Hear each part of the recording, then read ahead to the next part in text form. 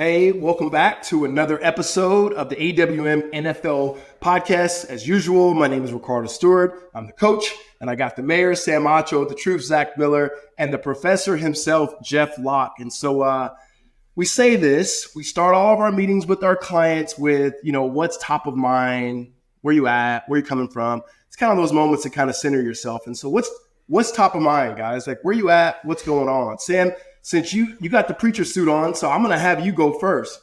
No, this ain't the preacher suit. This is the ESPN suit. So I just got off air. I've been traveling with family and got a chance to go to the Warfel Trophy. I got a chance to win that award back in 2010. So I was at the Warfel Trophy. Then from there, I'm at a conference called Professional Athletes Outreach. So a bunch of guys who are in the NFL or former players get a chance to reconnect and get deeper in their faith. So I'm there now. But in the interim, ESPN was like, hey, can you do a show? And I was like, yes. So I brought all my ESPN gear and my book, because that's my background, and I set it up in the hotel. And so I'm literally between shows. You can probably see my earpiece for my IFB, which is what we use for our shows. So I did SportsCenter this morning or this afternoon, and then do an NFL Live a little bit later. So we had we do the show, but there are all these pre-show calls. So just got off one of the pre-show calls and now getting ready to do this podcast and then do my next show, NFL Live. There we go. Hey, you know what? That's good. I was gonna have you stand up to make sure you got some extra pants on, but I'm not gonna do that. Don't test it. No, I'm full suited and booted. It's top and bottom today. I almost did just the jacket. No, this is top and bottom, man. Wife was like, "Hey, man, rock the top and the bottom." I said, "I got you, top and bottom, not just the boxers." What about you guys, Professor? Yeah, just at home right now, kind of in between trips. So I was actually in Arizona last week seeing some of our MLB clients for spring training. They're all reporting to spring training right now. And, some having fun, some wishing they were still on vacation. And then heading to Hawaii tomorrow to see one of our NFL clients actually for a off-season meeting. So looking forward to that. Yeah, somehow we didn't get the memo that we were all supposed to be on that trip to Hawaii. Zach, come on. Yeah, I think it must have got lost. Must be an email error or something. Yeah, any future trips to Hawaii, I'm gonna have to make sure I'm an integral part of that meeting. Really a needed carry-on bag for that one.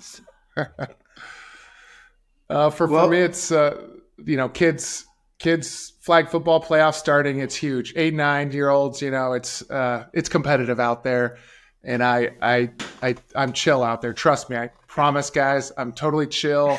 No yelling, only a little bit of yelling, maybe a lot of yelling, but it's all fun. Yeah, I guess I'm in the same boat. We had 7-on-7 tournaments, and the biggest thing is I have a 15-year-old. So my son celebrated my oldest son, his 15th birthday. And so I remember years ago being at a parents' conference when they were young and we were tired and hearing this lady talk how the days are long, but the years are fast and short. And that's just the truth, because the reality of it is I got to teach this young joker how to drive, because before you know it, he'll be driving, which I'm okay with, because I'm sick of driving that little butts around town. So it's time for them to step up. Okay.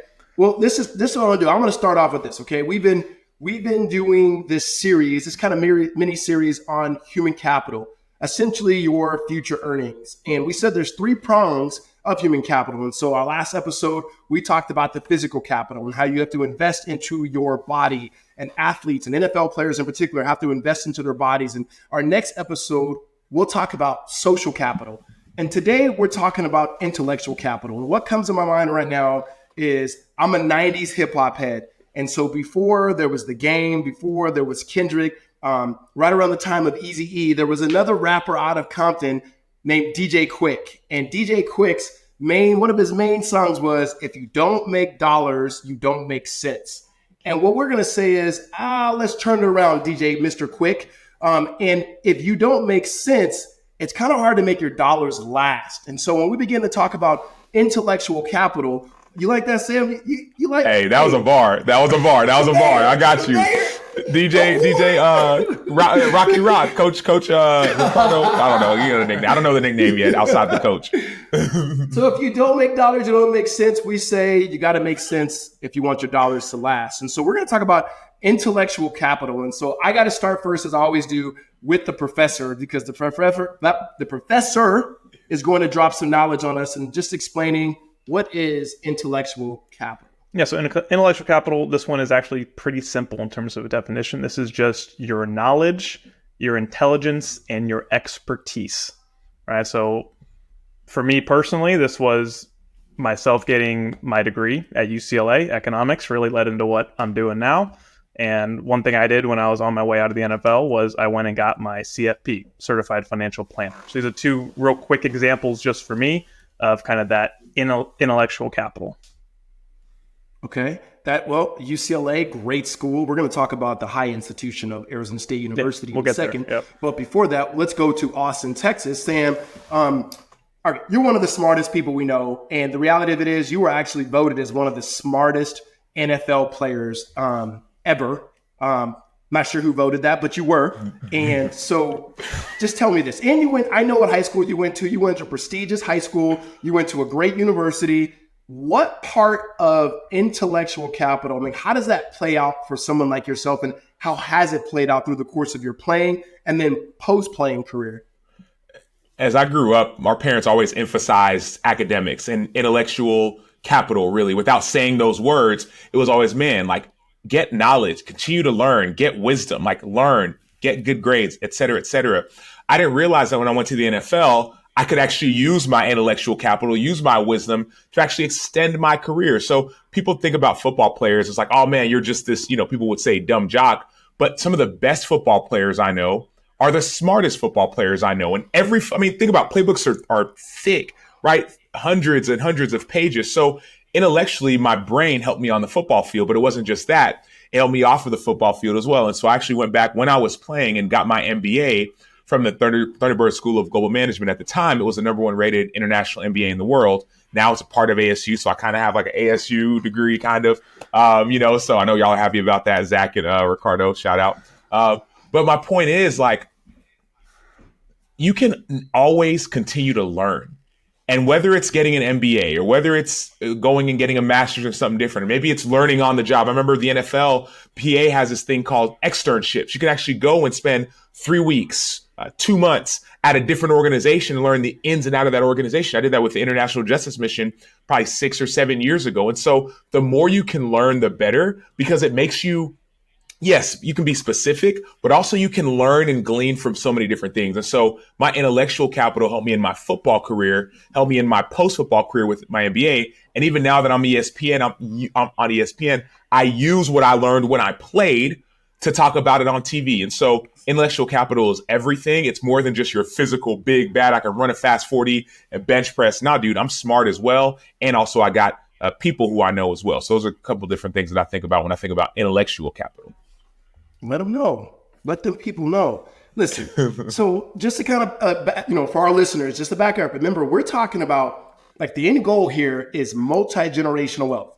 We start off with money is just a tool. Okay, then how do you make that money, this human capital, physical, social, intellectual? Zach, at what point in your career did you begin to realize, or maybe even before your career, where you knew you could make money off of what's in between your ears? Well, I think really, I was an academic, All-American, all those things. So I knew I could always do it as a backup plan, but I wanted to make the most amount of money I could playing football. And so that also included being really good in the film room, understanding whatever offense I was in, how could I, mentally know all the protections, be the guy that they don't want to take off the field because they trust you so much that you don't make mistakes, that kind of thing. And then, when I got done, I knew the kind of wealth I had, but I knew even more so what I could create, the amount of money that your money could make. Like, you got to go make it first. You do got to make it. You got to get that bag first, but then just knowing investments. And I love investments. I love all that, the power of compounding, the boring math, all that stuff though. It gives you the potential to really have generational wealth. And so that's what makes me so excited about it, is that I have that opportunity because of what I did on the field. And then now making good decisions, not making the same mistake twice, learning from mistakes early on is some of the best intellectual learning you can do, because no matter what it is, when you do what you're doing post-career, post-NFL, you got to be smart at it. You got to be quick learner, on the fly, learn from mistakes the same way you do as a player. That's good. That's really good. Professor, you know what's coming. Okay. Now, as a current player, college or NFL, what does this look like? Like, what does it look like to grow my intellectual capital? Like, what's the how here? So these two guys nailed it. It's kind of funny they talked about it and not me, is like knowing your playbook. I had like 10 total plays as a punter. And it was kind of like punt left, punt right, punt short, punt far. But like knowing your playbook is going to extend your career more than you probably think it actually will, right? Almost as important as the physical capital side. It's actually knowing your X's and O's, especially as you get later in your career, right? And the physical capital might be dwindling a little bit more and more each year. So for college guys on the NIL path, right, it is getting your degree. You might leave early and not get your degree, right? But having a plan to come back later. Most recent data typically says you earn almost $1 million more in your post-football career by having a degree versus not having a degree, right? Depends where you go to school, all these things. We're talking about real dollars from your intellectual capital later in life. Another thing to think about, this is for college guys and pro guys, is just knowing how contracts work, right? You have an agent that's going to help you with these things, but knowing how your contracts work and knowing in the NFL especially how the CBA works. Zach and Sam, let's talk about any fines you guys had when you were in the NFL for things that you wish you wouldn't have done. Yeah, I got a leg whip rescinded, so that one I had to appeal, but I didn't do it. Didn't do it. But yeah, Dirty, it was fine. dirty It offensive was like a players. $25,000 fine. Yeah. But that's a good ones- point. That's such a good point of like knowing the CBA. I know I'm sorry, Zach, jumping in, but it's like you said, talking about knowing the CBA and understanding contracts as well. I remember when I signed, a lot of times you'll see contracts and you'll hear these contracts, see these numbers, and it's actually not that amount. And so even knowing that and going back to the CBA and looking at what's guaranteed and what's not, and okay, why does workout bonus matter, and why should my money be in more of a signing bonus? Should it be deferred? I think those are the kind of questions where a lot of people don't think about, but could have a huge impact on your actual dollars and can help you make a lot of sense too. Another thing we talk about all the time, I guess all of us on this call, is like actually understanding your NFL benefits. We see thousands of dollars every single year just not used by current and former players. They just don't understand all the benefits they have. That takes some intellectual time, right? Energy to go and actually learn those things. Jeff, first of all, as always, man, way to drop it, bro. Like literally way to drop it. I got a couple more questions for you guys. First, I'm going to start with you, Sam. How do you see how do you see retired players using this intellectual capital to make this more money off the field than they're making on the field in a lot of ways? So it's such a great question. So many players, we think that all we have is football. And the truth of the matter is football needs us more than we need football. And what I mean by that is, yes, you can use the NFL and use let's say you're in college, NIL, use that to continue to like build your wealth and make money, etc. But you are so much more and you have so much more than just the sport. I remember when I was coming towards the end of my career, I think I just tore my pec year 8, was out for the season. I was sitting down with my brother. He came out to Chicago. We were hanging out and he was like, dude, and I was sulking. Because I'm thinking, man, my career, and I just signed this multi-million-dollar contract, and now I'm supposed to prove it, and how can I prove it, and what's going to happen? He's like, bro, you're one of the smartest people I know on earth. Like, this football thing is nothing for what you're going to do after. And when I was in it, I guess you could say I believed it, but I didn't really believe it because all I saw what was in front of me, which probably what made me and all the guys who were listening to this podcast, all of you and even people on this call, so good at what we did is because like, boom, laser focus. But now, for however many years removed, football's like the 17th thing on my list of like accomplishments, right? 2-time author, right? Change Starts With You, my most recent book that came out less than a year ago. Director here of Human Capital, AWM Capital. Looking at some of the stuff I do with speaking, companies are bringing me in to go speak. And then I think about some of the other stuff I do, partnerships with organizations, starting nonprofits. We are so much more than just this game. So in the same way that the game uses you, use the game, right? In the same way the game leverages you to go and win championships, right? One of my friends, he just won with the Chiefs. We were FaceTiming a week before, 2 weeks, whatever, 3 weeks before the game. Like, in the same, dude's free agent, didn't know what was going to happen. Man, signs with the Chiefs. Boom, now he's a Super Bowl champion. Now, everywhere he goes, it's Super Bowl champion. Boom. And so, like, leverage that. So my point is, I've seen so many guys do it really, really well. Danny Warfel, prime example. won a Heisman Trophy and it has a trophy named after him. He's using his name, his image, his likeness to leverage it for something greater than himself. And so we all have that in us. We don't hear it enough, I don't think. And so that's my message and reminder to you is you are so much more than this game. Use it, leverage it, but what's going to be after this game is going to be so much greater than what you did during it. I like it. Zach, go ahead and tie it up for us, okay? Off season right now, current NFL players. What are areas and ways that they can build their intellectual capital? Well, I think the experience you can get in the off season of understanding or getting that firsthand experience of doing something else that's not football related is massive. Whether that's business experience, entrepreneurship, do you want to even run a business? Like that's a great time where you actually have the time. You're not so committed. You're not so tired that you are during the season that you can actually go do those things, learn.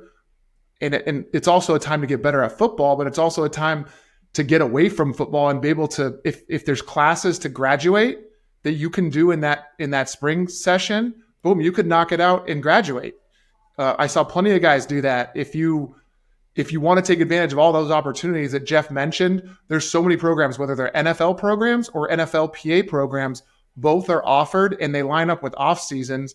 So where you're limited in that how much you can actually do with the team at the facility. OTAs are limited, a lot more limited than they used to be. And so you have the time to be able to devote to that. You can go on some vacations. Don't get me wrong. There's plenty of time to enjoy yourself, but you can also really develop yourself off the field. Figure out what that next step is so that when you're done playing, every player goes through it. I went through a tough transition. Every player goes through a tough transition where you're not an NFL dude anymore to something else.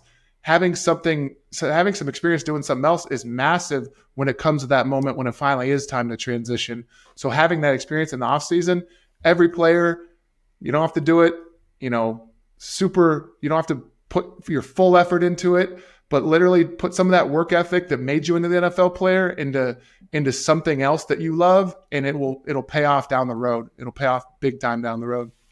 Love it. So stepping back again, right? Your human capital. In short, your future earnings. How do you do it? You do it by investing in yourself. That's your physical capital. You do it by investing into your intellectual capital. And then the next episode, we're going to talk about the social capital and how that wraps all things together to be able to make your money, right? We said it.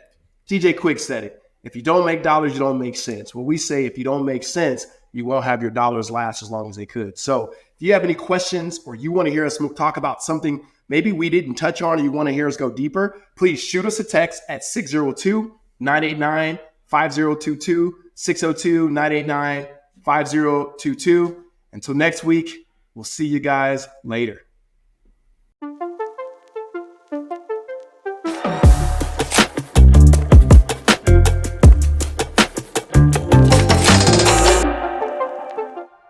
The information in this podcast is educational and general in nature and does not take into consideration the listener's personal circumstances. Therefore, it is not intended to be a substitute for specific individualized financial, legal, or tax advice. To determine which strategies or investments may be suitable for you, consult the appropriate qualified professional prior to making a final decision.